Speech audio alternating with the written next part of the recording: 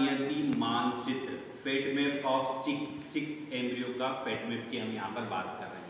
मुर्गी का चूजा या मुर्गी के अंडे के फेट मैप की हम अगर यहाँ पर बात करें तो जो मुर्गी का अंडा होता है ये वाला पोर्शन उसका एंटीरियर पार्ट होता है, ये वाला पोर्शन उसका पोस्टीरियर पार्ट होता है। सबसे पहले अगर मैं बात करूँ तो एरिया ओपेका वाला पार्ट होता है जो नॉन ट्रांसपेरेंट होता है। ये वाला जो पार्ट है आगे चलकर दो पार्ट्स में और डिवाइड हो जाता है। फिर हम उसके जस्ट अंदर वाले पार्ट्स में चलते हैं तो इसको बोलते हैं एरिया ऑफ पेलुसिडा।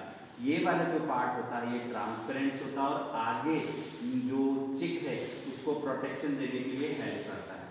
अगर हम अंदर की ओर उसके इंटरनल स्टडी करें तो हमने इंटरनल मेसोडर्म दिखेगा, साथ ही साथ प्रीकॉर्डल मेसोडर्म दिखेगा और यहीं पर सोमैटिक मेसोडर्म दिखेगा और यहीं पर हमको नोटोकॉर्डल मेसोडर्म, मतलब मेसोडर्म्स को उन्होंने 4 पार्ट्स में यहाँ पर बांटा है। सबसे पहले अगर मैं बात करूँ तो इंटरनल मेसोडर्म्स का फॉर्मेशन होगा जिसमें उसके इंटरनल ऑर्गन्स, हार्ट और दूसरे अंग जो होंगे वो बनेंगे। फिर प्रीकॉर्डल मेसोडर्म्स बनेगा जिसमें उसकी वर्टिबल कॉलम और अंदर की जो चीजें हैं वो उसका फॉर्मेशन होगा। साथ ही साथ सोमैटिक प्लेट जो अंदर वर्टिबल कॉलम्स हैं वहां पर कुछ रीब्स का फॉर्मेशन होगा एंड नोटोकॉर्डल मेसोडर्म्स का यहाँ पर फॉर्मेशन होता है। अगर और आगे हम देखें तो न्यूरल एक्टोडर्म्स बनते हैं। न्यूरल एक्टोडर्म्स की अगर हम बात करें तो हम बता सकते हैं कि जो न्यूरल एक्टोडर्म्स है ये आगे चलकर फ्यूचर्स में क्या करेगा, चूजे का ब्रेन बनाएगा, चूजे का मस्तिष्क बनाएगा।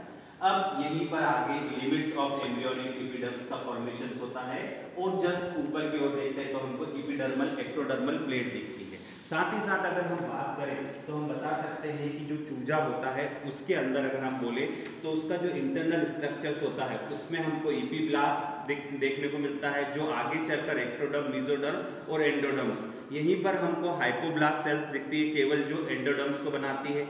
यहीं पर हमको पारदर्शी प्रिज्मेटिक एक्टोडर्म्स से संभावित एपिडर्मिस और बाह्य घूर्णी एक्स्ट्रा एम्ब्रियोनिक एक्टोडर्म मिलती है।